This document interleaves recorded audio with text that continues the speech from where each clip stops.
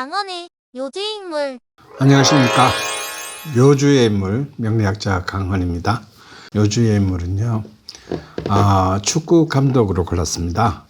아마 축구를 좋아하시는 분이라면 모르는 분이 없는, 또 축구를 잘 모르시더라도 워낙 많이 언론에 노출돼서 이름만 대면 이 사람이 누군지 알 것 같다라고 하는 많은 사람이죠. 지금 당대 최고의 축구 감독으로 꼽히고 있는 스페인 출신의 펩 과르디올라 감독이 이번 주 요주의 인물의 주인공입니다.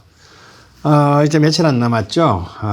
지금 맨체스터 시티의 감독이면서 이미 2022-23 시즌에 잉글랜드 프리미어 우승은 확정지었고요. 또 FA컵 우승도 이제 남겨두고 있고, 또 무엇보다도 맨체스터 시티의 최초의 챔피언스 리그 결승전을 이제 다음 주에 앞두고 있습니다.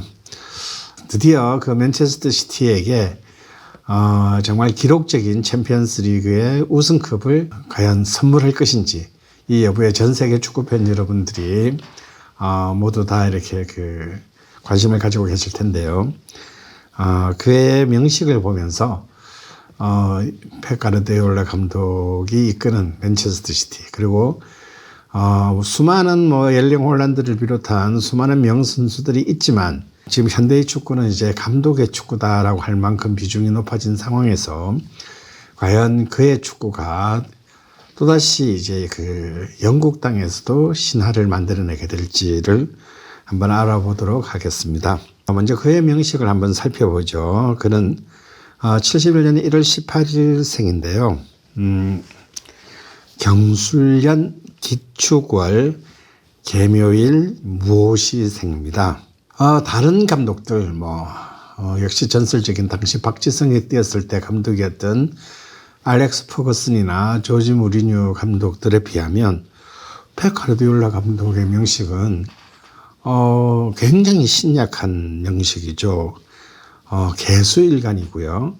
또 일지는 묘목식신이고, 또 이 개수를 둘러싸고 무토와 기토, 축토, 술토 등 토 관성이 아주 중중한, 어찌 보면 굉장히 신약하고 이렇게 연약해 보이는, 좋게 말하면 섬세하고, 나쁘게 말하면 왠지 많은 사람들의 눈치를 보고 살아갈 것 같은 어떤 그런 명식입니다. 그런데 오히려 이러한 그의 특징이 선수 시절부터 그리고 감독에 이르기까지의 그의 어떤 특징을 아주 잘 설명해 주고 있다라고 저는 생각합니다.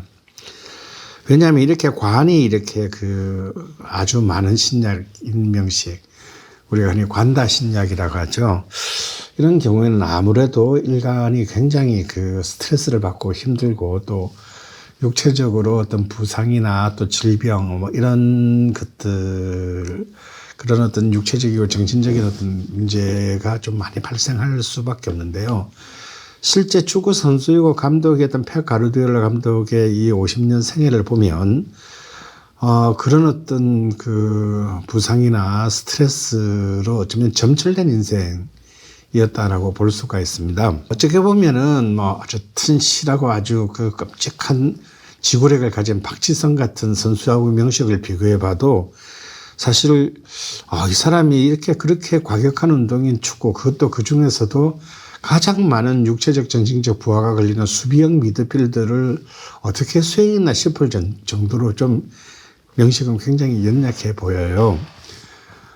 실제 사실은 선수 생활에서의 어떤 펩 가르디올라 감독에 대한 평가는 좀 많이 엇갈리는 측면이 있습니다.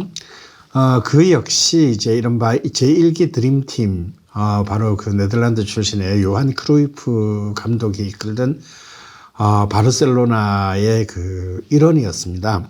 하지만 그 당시에는 워낙 어마어마한 선수들이 전 세계 남미와 유럽의 어떤 최고의 선수들이 총망라된 어떤 그런 팀이었기 때문에 사실은 선수로서의 펩 감독의 어떤 비중은 그렇게 높지 못했어요. 그런데 당시 바르셀로나 팬들한테는 절대적인 지지를 받았는데요. 왜 그러냐 하면 여러분 그 스페인의 어떤 이 특성을 이해하셔야 되는데요. 이 바르셀로나가 소속된 지역이 어디입니까?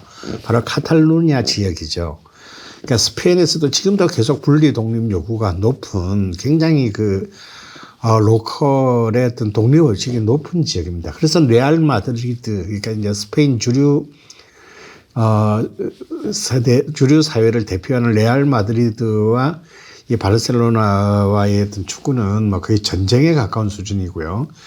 이들 출신들이 그 스페인 대표팀에 이렇게 같이 합류해도 케미가 너무 안 맞아가지고 선수들의 수준에 비해서 이제 아주 오랫동안 대표팀의 성적이, 스페인 대표팀의 성적이 좋지 못한 이유도 바로 이 카탈루냐 지역과 이제 이른바 스페인 주류 지역 사이의 갈등 때문이다, 민족적 갈등 때문이다라는 얘기가 있어요. 그런데 가르디올라는 바로 바르셀로나 인근에 카탈루냐 출신의 유일한 성골 카탈루냐인 주전 선수였던 겁니다. 그러니까 나머지는 다 외국인 선수고, 또 그나마 수비수 골키퍼부터 수비자레타라는 아주 유명한 골키퍼를 위시한 수비 4인방은 또 바스크 출신들이에요. 바스크는 또 북부의 또 소수민족이죠. 그러니까 정말 진짜 성골 바르셀로나 팬들이 자기 고향 선수를 응원할 수 있는 사람은 펩밖에 없었던 겁니다. 그렇기 때문에 사실은 네임밸류는, 그리고 어떤 경기에 미치는 영향력은 낮았지만 바르셀로나 팬들이 아주 절대적인 어떤 그런 응원을 받았습니다. 근데 그럼에도 불구하고 사실 선수로서의 그의 커리어는 뭐 지네딘 지단이라든지 혹은 프란츠 베켄바우어 같은 어떤 명선수이자 명감독 출신의 어떤 반열에는 이르지 못했고요. 또 실제로 자전 부상 때문에 그의 커리어는 이미 31살 정도에 이미 거의 끝나고 맙니다. 그리고 이제 바르셀로나도 이제 크루프가 떠나고 이제 수많은 이제 혼란을 겪으면서 그런 이탈리아 세리에 A에 지금 우리 김민재 선수가 유명한 세리에 A에 2부 리그 가서 뛰기도 하고요. 또 그것도 안 돼서 지금 호날두가 가 있는 사우디아라비아 리그까지 가서도 뛰었는데 별 성적을 거두지 못하다가 마지막은 멕시코 2부 리그까지 가서 뛰게 돼요. 그러면서 이제 거기서 은퇴를 하게 되는데, 자, 어떻게 보면은 30대 중반도 안 된 나이에 그의 커리어는, 선수로서의 커리어는 참 힘들지 않았나 싶어요. 그래서 대운을 보면 그래도 이렇게 16 대운에 경인 신묘 대운으로 흐르고, 아마 이 용신인 목이 어느 정도 목과 수가 살아있을 때는 그래도 한 사람의 선수로서 생활했지만, 이 임진대운, 특히 진토가 들어오는 이미 30대 초반에 그의 커리어가 완전히 바닥으로 치면서 그는 이제 다시 권토 중례를 노리게 됩니다. 그래서 그는 다시 이제 지도자로서 첫 발을 내디디게 되는데요. 이제 그에게는 이제 36 이제 비견 개수 대운이 다시 돌아오게 돼요. 이 신약한 개수 일간에게는 이 개수가 굉장히 큰 힘이 됩니다. 그는 여기서 이제 선수로서는 꽃피우지 못했던 그의 재능을 감독으로서 꽃을 피우게 되는데요. 근데 이 개수가 무게합파하는 바람에 그의 이제 감독으로서의 위상도 처음에는 불안정했어요. 하지만 이 개사대운의 이제 2009, 2010, 11, 12, 13 시즌까지 계속 보시면 이 경인, 신묘, 임진, 개사 이렇게 계속 목과 수가 다시 들어오죠. 대운에서의 초년 대운과 같은 세운이 흐르게 됩니다. 이때 이제 그는 그의 친정팀이었던 바르셀로나 FC를 이끌고 기록적인 어떤 감독으로서의 승리의 커리어들을 쌓게 돼요. 그런 이 4시즌 동안에 무려 14개의 트로피를 들어 올리면서 이미 그의 감독 데뷔 시즌이었던 2009년 시즌에 이미 3관왕, 그 다음 시즌에는 6관왕을 달성해서 총 4년 만에 14개의 트로피를 들어 올리게 됩니다. 이거는 정말 기록적인데요. 이 펩 가르디올라가 이렇게 위대한 감독으로 칭송되는 것은 단순히 퍼포먼스, 이런 결과물뿐만이 아니라 정말 계묘일주다운 일지에 식신을 둔 그 일지처럼 이 계묘일주들은 굉장히 상상력이 풍부하고 굉장히 창의적인 어떤 그런 감수성이 있습니다.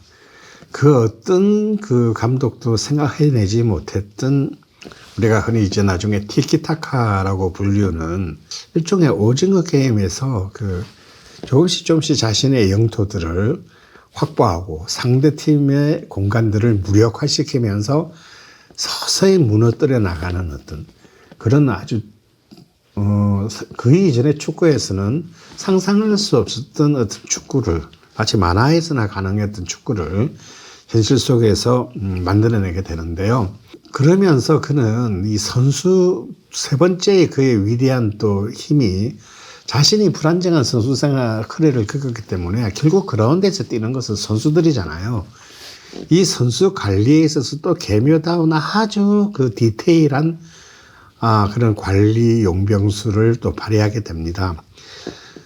감독으로서의 펩 가르디올라 감독의 최고업적은 역시 리오넬 메시를 세계적인 선수로 완성했다는 데 있어요. 물론 부임하기 전에 메시는 이미 유망주였고 거의 완성된 선수였지만 사실 그 당시에 메시는 키가 작고 몸이 약해서 유리몸을 가져서 이렇게 선수로서는 그렇게 오래 가지 못할 것이다 라는 어떤 그런 좀 비관적인 어떤 평가를 받고 있었거든요. 그는 바로 그런 메시를 정말 그 디저트의 식단까지를 개입해서 철저하게 그 몸을 갖다 이렇게 만들고 훈련을 통해서 이제 아주 과격한 경기를 통해서도 그런 약한 신체로도 버틸 수 있는 선수로서의 관리를 합니다.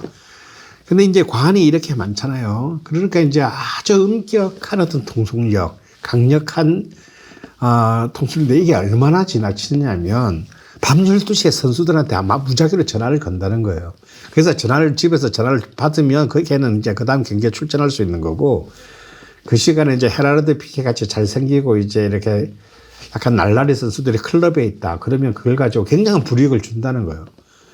그러니까 이제 이 사람의 스타일에 맞는 선수들은 충분히 적용하고 그래 내가 축구 선수고 훈련하고 있는데 집에서 쉬고 수협 전까지는 방탕한 생활을 안 해야지라고 따라가는 선수들은 괜찮지만 이미 머리가 굵고 어떤 자기 뭐라 그럴까요? 자기 자존심이 강한 질라탄 이브라히모비치 같은 어떤 이런 선수들은 네가 감독이면 감독이지 네가 보모야?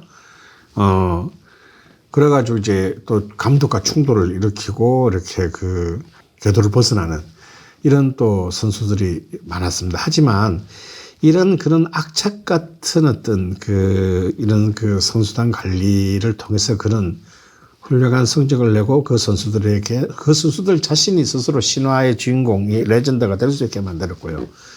그런데 그렇게 되면 어떻게 되겠습니까? 자, 이렇게 관이 많으면 정신적인 어떤 압박감이 커진다 그랬죠. 그러니까 본인도 사실은 못할 짓인 겁니다. 그래서 이제 실제로 4년 만에 그 숱한 트로피를 들어올린 뒤에 난 이제 더 이상 못하겠다. 그렇게 해서 수많은 팬들의 안타까움에도 불구하고 이제 바르셀로나 감독을 내려놓죠. 그런데 이제 다른 팀에서 가만히 둘 리가 없지 않겠어요. 4년 동안 트로피를 물리 14개나 들어올린 감독을 가만히 두지 않아서 이제 바이에른 뮌헨 독일 분데스리가의 최고 명문팀이죠. 또 그 바이에른 뮌헨으로 옮겨서 그의 이제 신화를 이어가게 되는데, 근데 요때는 사실 대운이 좀 살짝 사화라서 그렇게 자신한테 뭐 유리하지도 그렇게 압도적인 어떤 그런 대운은 아니었어요. 그래서 레반도프스키를 비롯한 수많은 선수를 거느리고도 분데스리가에서는 국내에서는 다 우승을 했지만 챔피언스리그 같은 이제 사실 바이에른 뮌헨이 이 펩 가르디올라를 고용하는 것은 챔피언스리그 나가서 우승해 달라고 고용을 한 건데 그런 기대에는 조금은 못 미치는 어떤 결과를 낳았고요. 물론 다른 감독에 비하자면요, 뭐 넘사벽의 어떤 그런 성과를 낳았지만 펩이라면 적어도 바이에른 뮌헨에게 해줘야 될 정도의 결과를 낳는데까지는 조금 미흡했던 것은 사실입니다. 하지만 그런 또 여전히 독일에서도 숱한 트로피를 들어올리고 이제 드디어 대망의 잉글랜드 프리미어로 진출해서 어쩌면 그에게 가장 빛나는 대운이라고 할 수 있는 46 가보 대운의 프리미어 리그의 맨체스터 시티의 이제 지휘자로서 데뷔해서 이제 알렉스 퍼거슨만이 갖고 있었던 프리미어 리그 3연패. 3년 동안에 이제 이 트로피를 들어 올린다는 것은 이제 역사를 만든다는 얘기와 축구계에서는 동일하게 얘기되는데요. 퍼거슨만이 가지고 있었던 맨유 3연패에 뒤이어 올해 맨체스터 시티에서의 우승 3연패를 라는 정말 화려한 어떤 기록을 쌓았고 이제 챔피언스 리그에서도 첫 번째 우승을 눈앞에 두고 있습니다.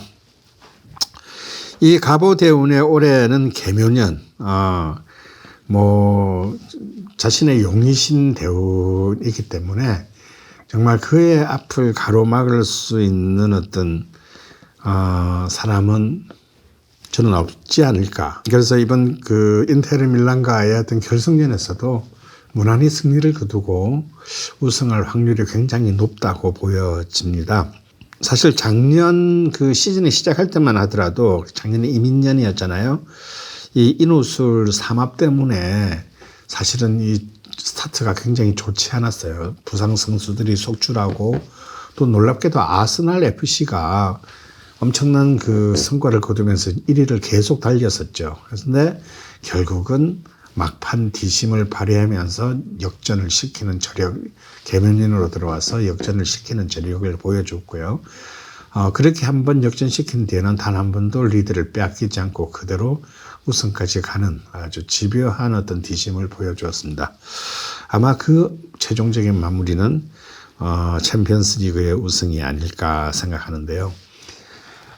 이렇게 이 개묘일주의 관이 아주 강력한 이 펩 가르디올라 감독은 특히 그라운드에서 슈트가 잘 어울리는 감독으로 유명합니다. 아무래도 개묘일주이면서 동시에 관이 많다 보니 그러한 어떤 정장 스타일의 어떤 그런 어떤 패션도 또한 그의 명식과도 잘 부합하는 것이 아닌가 생각합니다.